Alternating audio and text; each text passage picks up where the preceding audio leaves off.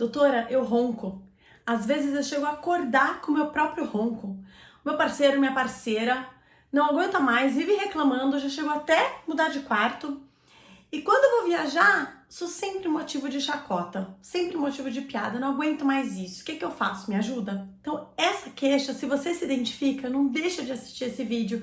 Eu vou contar para vocês nesse vídeo sobre o que é o ronco, as principais causas, possibilidades de tratamento e consequências na sua vida. Então, vem comigo!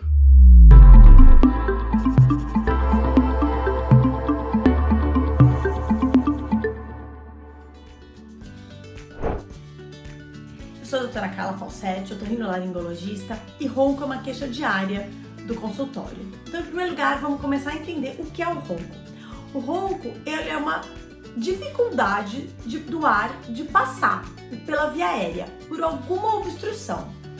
Então, pode ser uma obstrução tanto no nariz, na garganta, alguma resistência da via aérea que dificulta a passagem do ar, causando um turbilhonamento ou uma flacidez da musculatura. Qualquer coisa que dificulte a passagem do ar pode fazer esse barulho do que a gente chama do ronco, que é o turbilhonamento do ar na passagem pela via aérea. E o que pode causar esse turbilhonamento, né? Então vamos lá. Principais causas.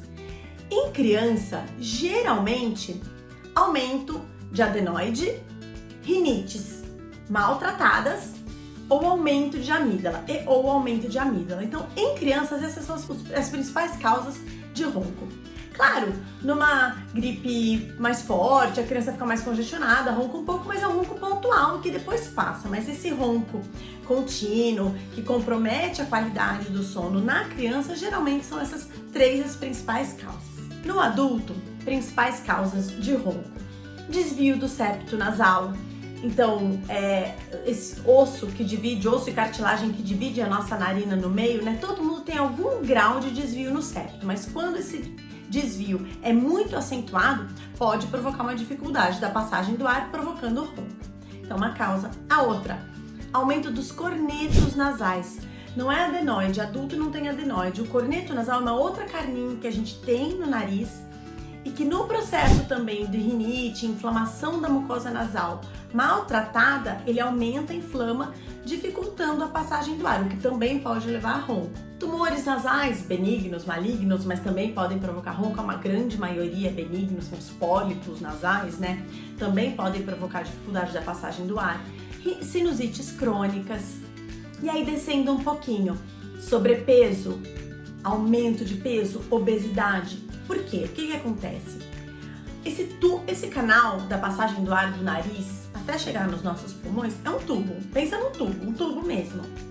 Quando a gente engorda muito, a gordura invade esse tubo também. De uma forma bem simples, explicando para vocês, invade esse tubo estreita também. Então o ar vai ter que fazer mais força para passar, provocando ronco, um turbilhonamento do ar, maior dificuldade, resistência da via aérea, podendo gerar ronco.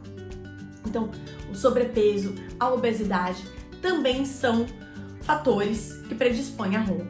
E o aumento das amígdalas também. Pessoas que têm amígdala muito grande, aqui essas bolotinhas que quando a gente abre a boca na frente do espelho a gente enxerga as amígdalas, se elas forem muito grandes, elas também podem dificultar a passagem do ar, provocando ronco.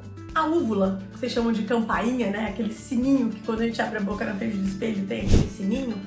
Se ela for muito comprida, muito alongada, além de uma sensação, tem gente que tem náusea com frequência e não sabe por quê, a úvula muito alongada pode provocar, e a vibração dela também pode ajudar na gênese, na formação, né, do ronco.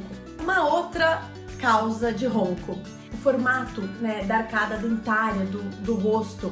Geralmente pessoas com o queixo muito para trás, a gente chama de retrognato ou micrognato, o queixo para trás, curto. Também é como se empurrasse a via aérea para trás, estreitasse essa via aérea lá no fundo. Então, esse retromicrognatia, uma arcada dentária menorzinha, um espaço na boca menor, também podem provocar ronco. Outras causas de ronco incluem algumas medicações por relaxarem muito a musculatura. Lembra que eu falei que é um tubo, esse tubo também é muscular. E se essa nossa musculatura está muito flácida, muito mole, ela também vibra mais e essa vibração pode ajudar na gênese do ronco. Então, algumas medicações que provocam relaxamento dessa musculatura, alguns antidepressivos, alguns ansiolíticos, relaxantes musculares, podem ajudar a roncar mais. E o álcool, bebida alcoólica, porque também é um relaxante da musculatura. Então, é muito comum vocês verem pessoas que beberam um pouco a mais na hora que vão dormir ronca, né? E se a gente dormir de barriga para cima, também pode ajudar a roncar, porque posterioriza a língua cai lá para trás, né? Estreita a via aérea lá atrás, também ajuda a roncar mais. Mas principalmente a combinação desses fatores dentro da individualidade daquela pessoa. Então, não é só, eu tenho desvio de septo, eu vou roncar, eu tenho rinite, eu vou roncar, não é isso, né? Eu tenho um sobrepeso, eu vou roncar, porque também tem muita gente que chega e fala assim, doutora, eu já tinha um sobrepeso, já era mais gordinha, e não roncava, ou roncava menos. Então, assim, a gente tem que olhar a individualidade dessas alterações dentro de quem é essa pessoa. Então, essa combinação de fatores é o mais importante, não esses fatores isolados. E agora a grande pergunta, né? E como que eu trato isso? Olhando principalmente a causa. A partir do momento em que a gente sabe as principais causas do seu ronco, dificilmente o ronco ele é unifatorial, um fator só é responsável. Geralmente ele é multifatorial, mais de um fator influenciando no ronco. E aqui cabe uma diferença importante, porque vai interferir, vai impactar no tratamento que a gente vai escolher. Ronco é uma coisa, apneia do sono é outra. Ronco existe, né, essa vibração da via aérea, esse turbilhonamento do ar, esse barulho.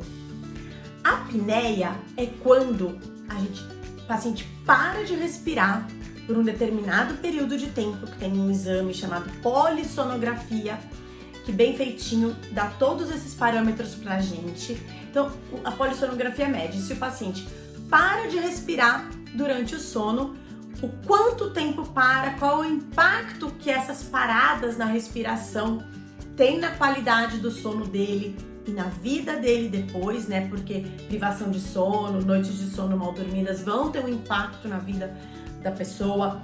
Então, a gente precisa também, pensando no tratamento, o que a gente vai fazer, diferenciar se é ronco ou se tem apneia também. As possibilidades de tratamento. Qual é a causa? Se for um medicamento, a gente vai avaliar a possibilidade de mudar, de trocar. Se for um sobrepeso, obesidade, não tem como a gente fazer a nossa parte se não tiver uma colaboração do paciente também. Porque tem muita gente com obesidade assim acentuada, importante, roncando, que chega aqui e quer operar um desvio de septo desse tamanico e acha que vai parar de roncar. Isso é uma ilusão. Ou falar, eu vim fazer a cirurgia do ronco, que é a óvulo-palato-faringoplastia, vou falar aqui com vocês sobre ela. Vou fazer a cirurgia do ronco e achando que vai melhorar. Não vai.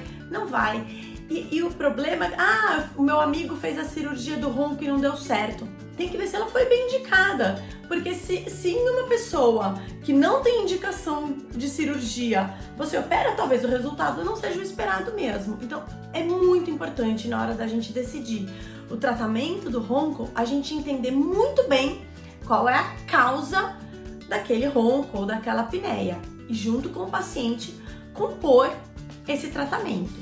Então, existe a parte clínica que precisa ser feita, se for o caso, né?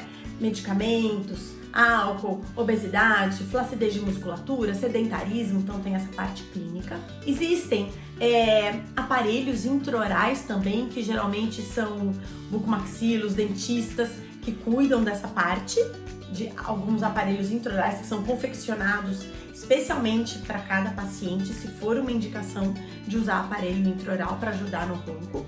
Tem gente que me pergunta se ajuda, né, aqueles negocinhos que atleta coloca no nariz para abrir assim, para melhorar no ronco. Se for um ronco muito leve e por exemplo, alguma questão aqui muito da entradinha do vestíbulo nasal e que você dá essa levantada na ponta do nariz, pode até ajudar um pouquinho, mas um ronco mais importante, uma apneia, jamais aquilo vai resolver. Outra possibilidade de tratamento, CPAP. Esse ninguém quer. Vou contar uma coisa pra vocês, uma curiosidade. Quando eu tava na residência, 20 anos atrás, eu via a indicação de CPAP e eu falava, gente, eu nunca vou indicar isso na minha vida, isso é horrível.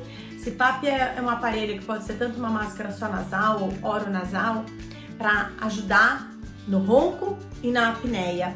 E quando ela é bem indicada, eu falo, o paciente fica sem, né, uma coisa muito querida, mas não fica mais sem o aparelho dele, porque a partir do momento que ele começa a ter noites de sono reparadoras, ele entende a importância de dormir bem e a importância de usar o CPAP.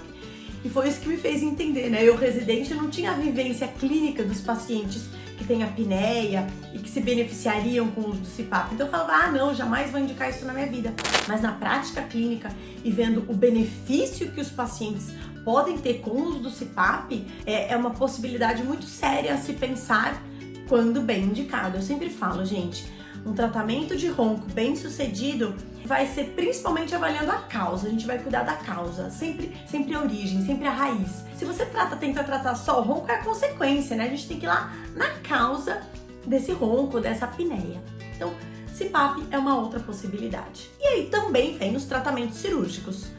Se as causas forem obstrutivas e tiverem as suas indicações cirúrgicas. Então, um desvio de septo obstrutivo, uma hipertrofia, né, um aumento dos cornetos, da carne esponjosa, pólipos nasais, uma sinusite crônica, adenoide em criança, amígdala em criança, muito aumentadas, uma amígdala muito grande, ou o palato, né, que é o céu da boca, que a gente fala muito flácido, ele vibra muito. Você faz a uroscopia do paciente, você olha a boca do paciente e vê aquele palato mole, flácido, vibrando, uma úvula alongada, uma amígdala grande.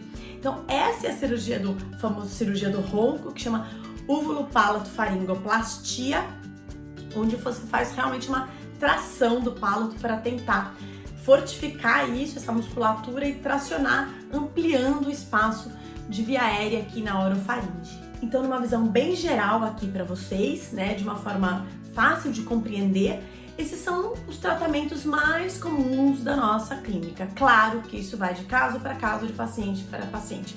Pode parecer clichê, mas é verdade. A gente tem que olhar, avaliar, ouvir a história desse paciente, examinar e tudo mais. Então é isso, se você chegou até aqui nesse vídeo, não deixa de se inscrever no nosso canal, comenta, compartilha com quem você sabe que tem essa dificuldade pessoal ou familiar com o ronco e deixe seu comentário, ative o sininho para não perder nossos próximos vídeos. Um beijo e até o próximo!